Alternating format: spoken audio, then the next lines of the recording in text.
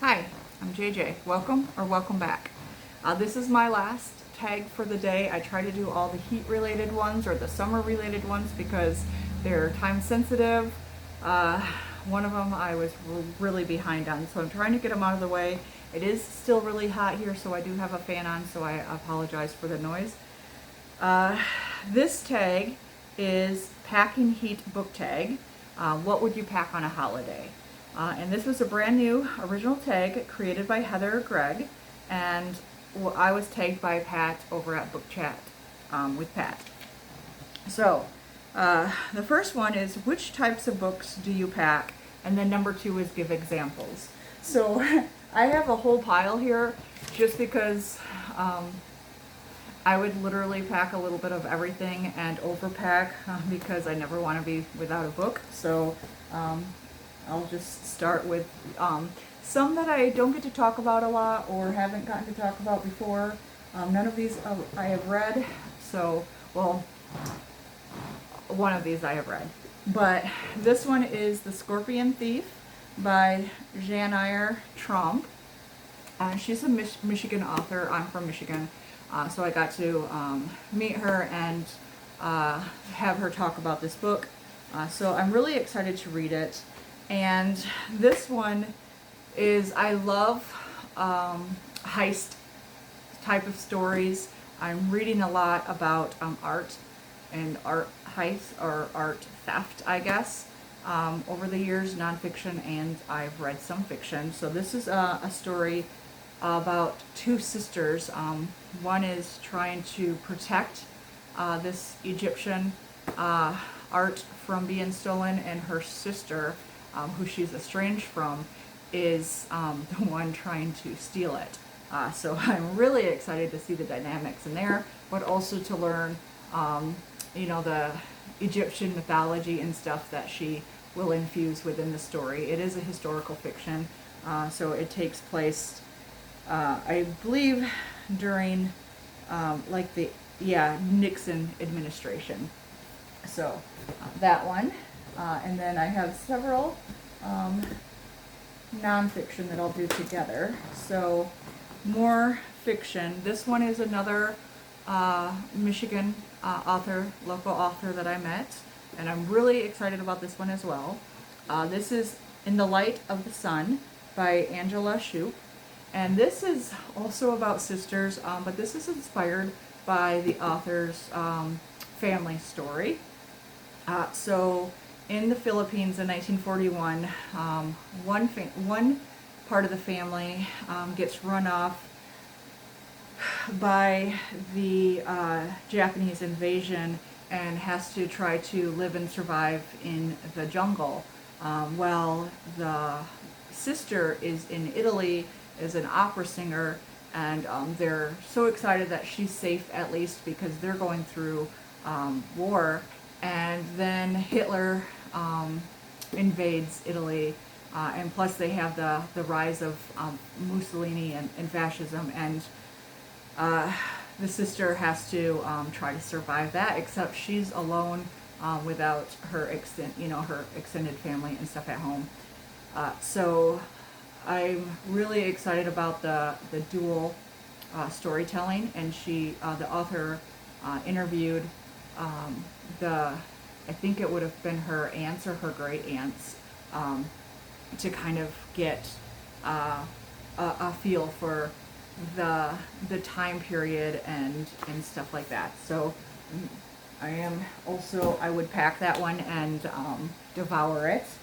Another one is the Arc of the Universe, and this is Nikki Alexander, and this is a black woman who is tasked with coming up with a constitution for the new Mars colony there, and so she is well versed on history and the American Constitution, and she's planning on drafting and using that until she gets pulled over and attacked for and experiences police brutality due to her race, and she's wondering if the Constitution that she grew up loving and appreciating is the one that she should use to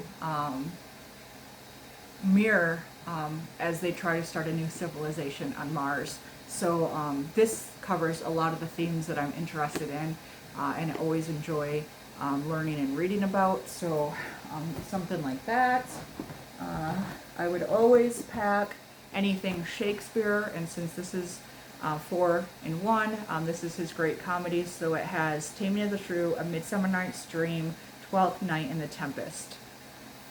So I can never go wrong with a reread. And then the rest are nonfiction, I believe. So this one is Young and Damned and Fair, The Life of Catherine Howard, the Fifth Wife of Henry VIII by Gareth Russell. I'm obsessed with The Six and the musical, and Catherine Howard. I've read and I've done research and stuff on, but to have her whole story is something that I would be interested in. And then these next 3 are all kind of together because I just finished and absolutely loved the biography of Queen Isabella. It was Isabella, the Warrior Queen. And that one briefly touched on her sister Juana in a way that I really enjoyed. It did kind of like the chapter and the epilogue and stuff, like the life or the world after Isabella. Did I say Isabella or Catherine? I've been saying Catherine the whole time. Isabella. Life after Isabella, and it talked about her daughter Juana. And so Juana inherited the throne when Catherine, I say that the wrong all the time, when Isabella died, and her husband and her dad wanted to take it from her, so they declared her crazy. So it goes into that within the Isabella book, which is fascinating. So that book, Isabella, Warrior Queen, and it made me even more fascinated. I already said I love the 6 wives of Henry VIII. So one of Isabella's daughters is Catherine of Aragon, which is why I always say Catherine when I mean Isabella, since Catherine's been more in my mind.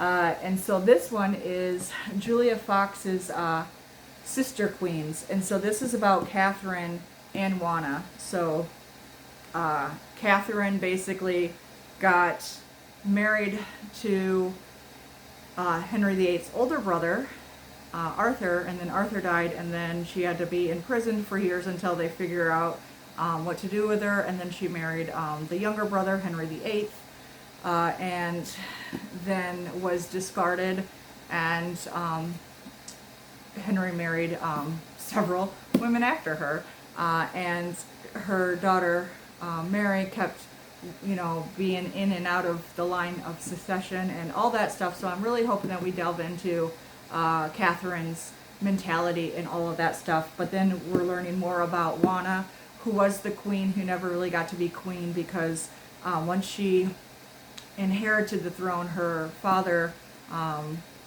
essentially declared her crazy, wanted to rule for her, and had her imprisoned for the rest of her life, after also enduring an abusive relationship with her husband, King Philip.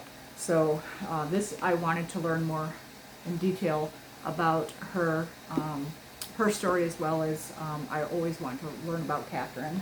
And then since you can't talk about Isabella and Ferdinand and the history of Spain at that time without talking about the Spanish Inquisition, I would follow this up with the other one, and then continuing on in that story, in that family lineage. This is Philip III and the Pax Hispanica. 1598 to 1621, The Failure of Grand Strategy by Paul C. Allen. And this is the grandson of Juana. So Juana, she had Charles V, who became emperor, the Holy Roman Emperor, and then this is Charles' son, Philip. So I kind of always go down these rabbit holes and stuff, and that just would be one of them. And then another just random one, just because I wanted to show you what kind of stuff I would bring. I've been working my way slowly through Proust. I only got through the first 2 books of his, essentially Swan's Way is book 1, but it's called different things in different languages, but basically In Search of Lost Time is like the entire series. And so this was, so Joseph Zapasky, and this was translated by Eric Karpelis, and this is called Lost Time, and it's lectures on Proust in a Soviet prison camp. So he became obsessed with Proust's story because it was talking about memory and what time does to memory, and he literally, while he was in the prison camp, created like a whole lecture series about it. And so I would like to read this one since it's short and kind of it's been a while since I read book 1 and 2 to get me kind of back into the style and that story, and this is, I felt like the quickest way to do that. So there's like a translator introduction, and then there's the actual notes picture, and then there is the author's introduction, but then the actual, just his notes are, it's not going to be that long by the time you get to it. So if I were actually packing something to read and didn't have a lot of time, this would be a very good one to quickly get through. And sorry for the huge explanation on all of those, but I'm excited for any of them and to get to talk to you about them. Number 3, should you leave space in your bag to bring back books you bought on holiday? Absolutely.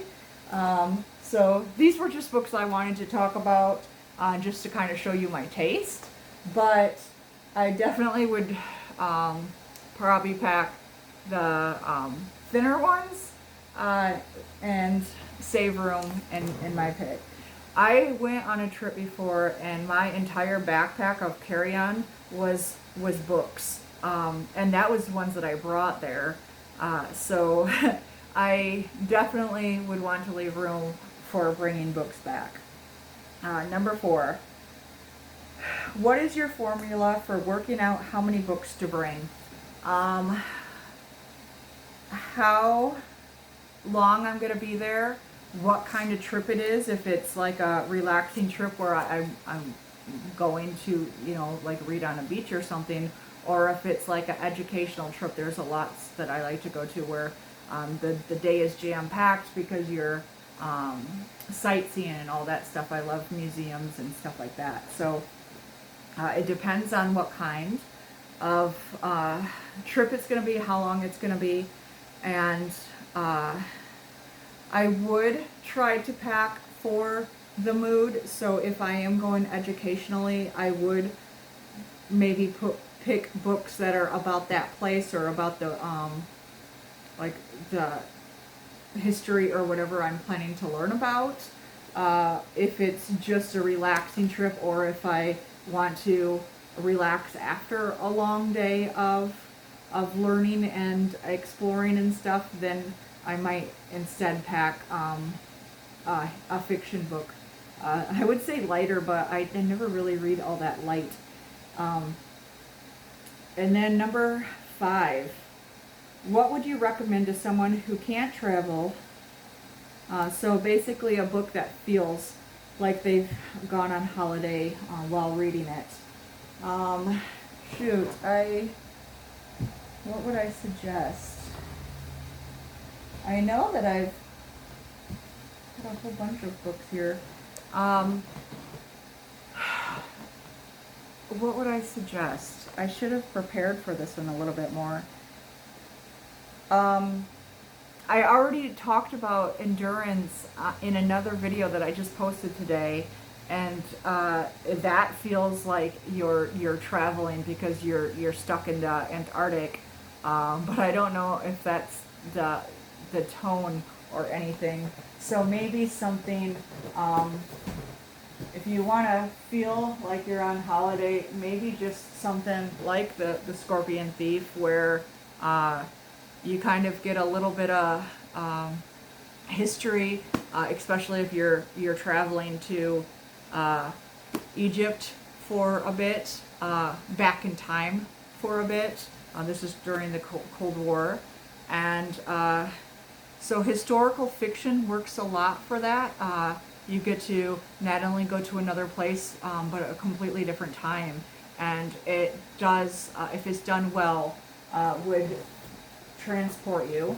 So either of these would work because these are historical fiction, but this one is about colonizing Mars. So if you want to really feel like you've been somewhere, maybe a sci-fi or something that would put you in space and give you a really unique and fun experience.